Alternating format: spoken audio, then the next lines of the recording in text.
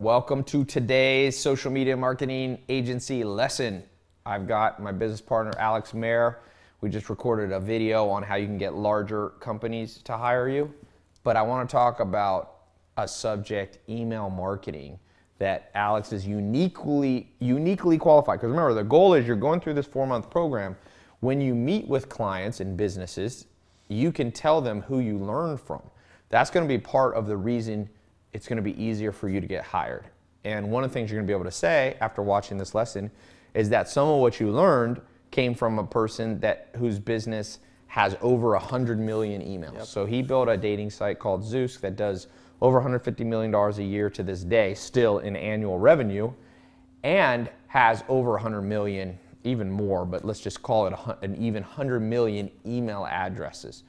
So you didn't just learn from a book on email marketing or from somebody who had 10,000 people on their email list. You're learning now from an absolute pro. Does anyone else have a 100 million email address? I mean, giants like Facebook has. Yeah, besides the big one, I mean, this is somebody who's probably in the top 10 or 20 largest email lists in the world generated from one business.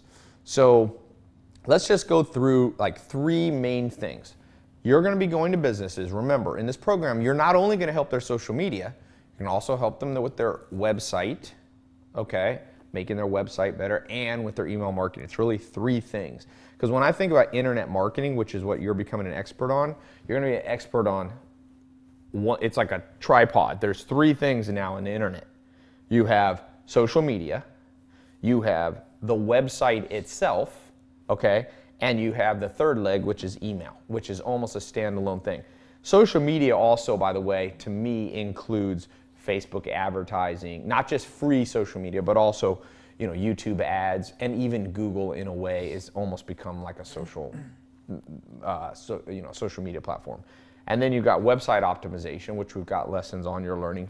Let's talk about this third leg, which is email marketing. So somebody watching here, what's the biggest thing you see if they've got 10 clients paying them $1,000 to $10,000 a month?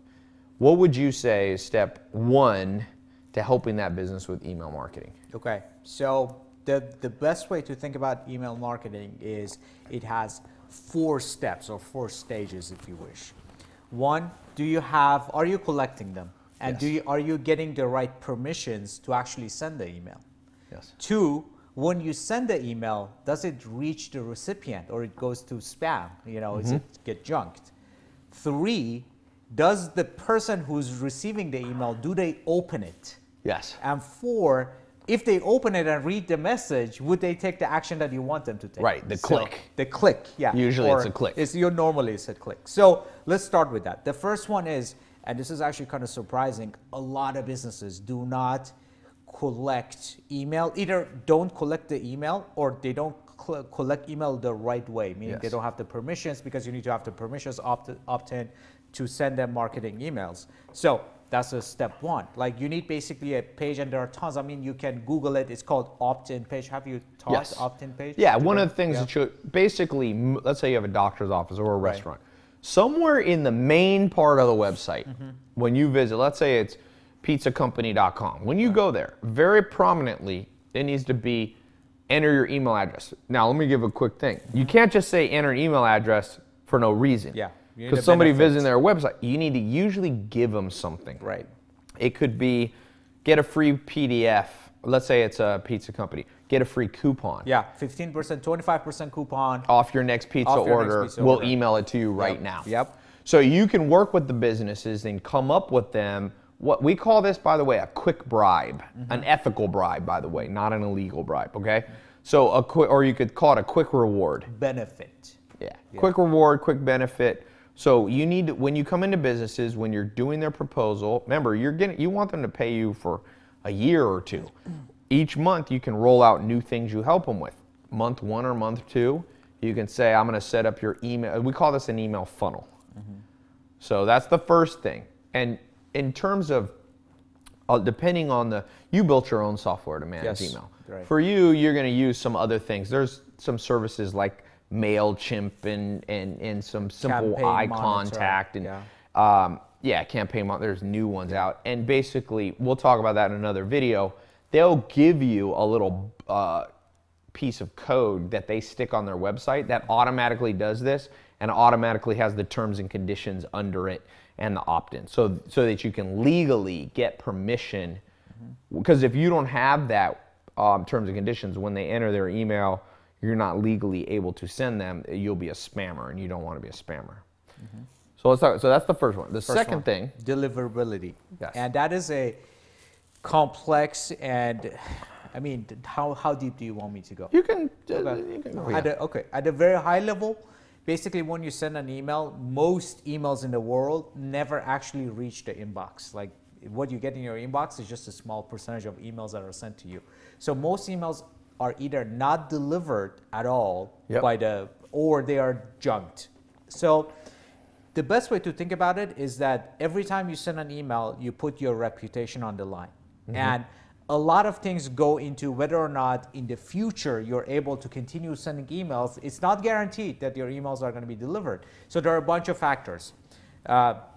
Do people mark your emails as spam? Yes. So if you're doing tricky off-subject stuff, right, exactly, that's going to get you marked as spam, and they'll mark the sender name. There's all kinds of things, DKIM and original, your IP that you're sending from.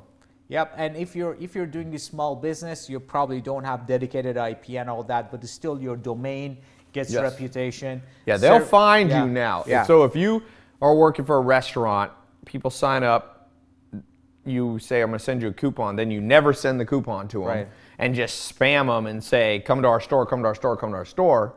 People will start pressing the spam on Gmail, Hotmail, Yahoo, AOL, on all the email providers, and those email providers then start going, every time pizzacompany.com with that name sends to us, we put it in the trash. Right. Or like you said, the worst thing, they don't even deliver it at all. They block it at the origin. Yeah. Which is a nightmare. So Yahoo, Hotmail, Gmail, they can just deny the email. And the other thing, I mean, there are a lot of tricks. A lot of these service providers look at the percentage open rate of emails, interestingly enough. So sending, it's interesting. So sending engaging and relevant emails to customers is not just so that they open it more often. It's also so that to improve your deliverability. Yes, so your ratio. Yeah. So let's say, for example, they want to make sure that at least 5% minimum of people that you mail open. If you're getting a 3%, then they'll start what's called throttling. Yeah. They'll even deliver to less and less. It gets worse and worse, then eventually. Yeah, they start suppressing emails. Another thing that is actually interesting, I've seen it. So in whatever domain name that you're actually managing their emails, check 2 email addresses, postmaster and abuse. And so abuse at whateverdomainname.com and postmaster at domain.com. By default, if an email is sent there and you don't take that person off of the email list or whatever, that is a huge strike. As a matter of fact, I hear some service providers, they actually send emails to that to check it out. So that's another one. One thing, by the way, if you're using iContact, MailChimp, Active Campaign, some of these ones will recommend that you can use for your customers. They'll do some of this for you automatically. But one thing, there are certain key phrases that you can be putting in that will get it more likely marked as spam. So if you make big, extravagant claims, so let's say you're setting up emails for your client, your business client, and they're a doctor's office or they're a mortgage company, and you write an email for them or teach them to write emails that say, save millions of dollars and get rich. Gmail, AOL, Hotmail, they have a whole library of phrases that they keep their eye out on and are more likely to mark as spam. So you want to be careful. Also, you know what's one of the biggest? Free. If you put in the email like free, like that, because a lot of spammers use that, and unfortunately, you and your business clients get penalized for what spammers do. That's right. Okay. Should we? Let's go to number 3. Number 3 is open. So what's the point of getting a person's email and then sending them something and go through all the trouble of, being deliverable, and the email gets there and they don't open? So how can you improve the open rate? Subject line. Subject line. And let me add, from address. From address. That's right. Go. You want to add something? Well, you go first. Yeah, so from and subject line. So the first thing about subject line is that it has to be interesting. And it has to be, this is a magic trick. I mean, it's my experience. Yeah. I say between 5 to 10 words. So shorter than that is too trivial. You're not conveying a point. More than 10 words, first of all, it becomes da. It gets cut off in Gmail and stuff. And you want to say something interesting, and the word I would use is intriguing. Yes, that makes them want to go, I got to see more. I got to see more. Think about more. So the subject line doesn't give it all away. Yeah. For example, while you do that, I'm going to pull up some good examples of subject lines. Yeah. Here's another thing I can actually add, and this is interesting. I didn't even know about this until recently. I started playing with it. Is that, you know, when somebody sees an email, like they receive an email, they see the preview of the body of the email. Yes, that's important. Yeah. So the first few words of the email shows as preview. So if your email starts with something like "Good afternoon, how are you?" It's not intriguing. Yeah, you just wasted the most important real estate, which is like when you see the preview of the email on your phone. You want to say, so the first few words of the body are also really important, in my opinion. Here's one. Here's a famous subject line: "Don't open this email." People love to do the opposite. What did I say about intrigue? But one thing I will, if you don't, it's better. I would add something. Right. So like if I was a restaurant, okay, I wouldn't just say don't open this email, because then you get opens, but people don't. But say don't open this email because this is the ugliest pizza we ever made. You want to go negative that way. Yeah, no, because the reason then, because you're still saying that don't open the email, but you know it's going to be a pizza. So that when they open, because sometimes people do what's called clickbait subject lines. Right. They're just trying to get an open, but then when people open, they don't take any action, which is number 4. So here's one, a subject line: "The broke girl's guide to a luxury vacation." Zillow did "What can you afford?" DocuSign. Eater Boston did "Where to drink beer right now." That's a pretty good one. That's 6 words. Yeah. You said you like 5 to 10. Yeah, 5 to 10 is, I think, the optimal amount. The other thing, I mean, so what Tai just mentioned, the intrigue is really important. Like, you need to have intriguing subject lines, but then you can't intrigue people and then let them down. Yes. So you can't say, "Ooh, look at this hot girl inside," and then you go in and it's like a picture of, like, you know, you at Thanksgiving. People are going to be like, "Where's the hot girl?" That's clickbait. You see that on YouTube. There's some guys that'll put thumbnails of like girls in bikinis. And then when people click on the YouTube, it's like a video of their car, and you're like, and people are sitting there waiting, and those get so many thumbs down. It's insane. So yeah, so if you intrigue, basically in life, I mean, I think that is important in life. You want to be intriguing, but you don't want to underdeliver. Yeah, you want to be authentic. Yeah, exactly. So and the from address, by the way, when you're setting up your customer's email, if you're helping them. Okay, let's say it's a pizza restaurant, okay, or a doctor's office. Instead of saying, because what you have in the from email is the first and last name or the brand name that shows in Gmail, like, and then it'll show in parentheses the email address. You don't want to do, usually it's better to do a person's name. Yep.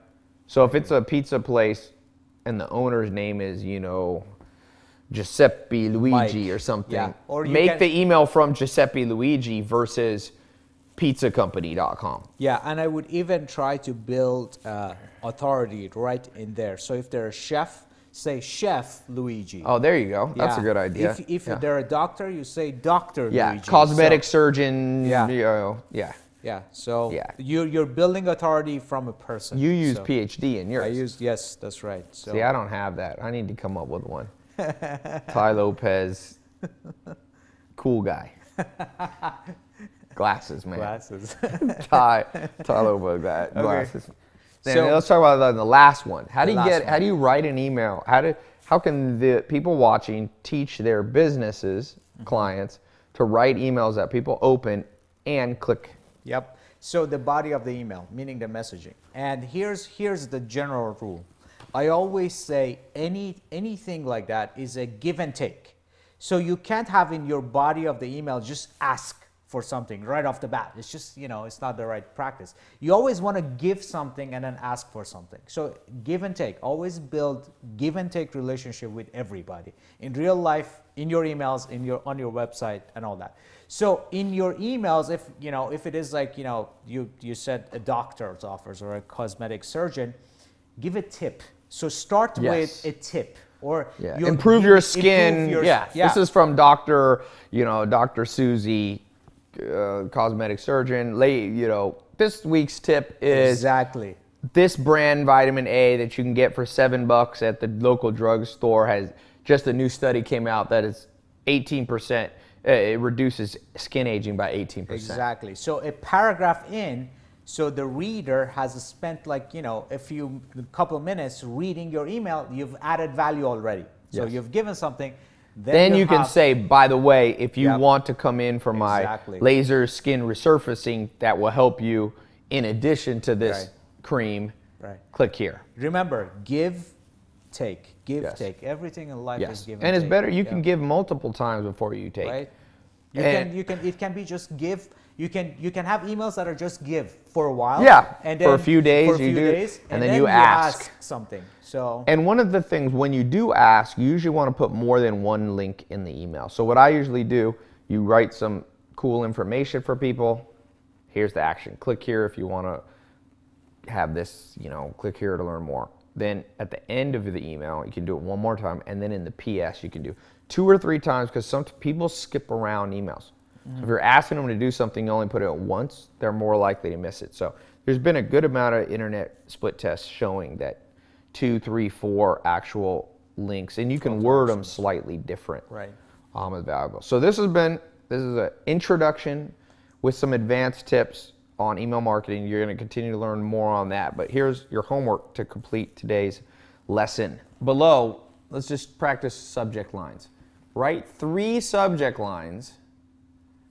3 different variations that you would send to your family to get them to all show up at a family dinner you're hosting at your house. Let's see how creative you can get. Okay? One little ninja trick. Sometimes with these software, you can insert people's first name in the subject line. It's going to be like Alex, blankety blank blank. Right. But write 3 subject lines below. That will complete today's lesson so you can keep moving towards your 4-month certification. All right?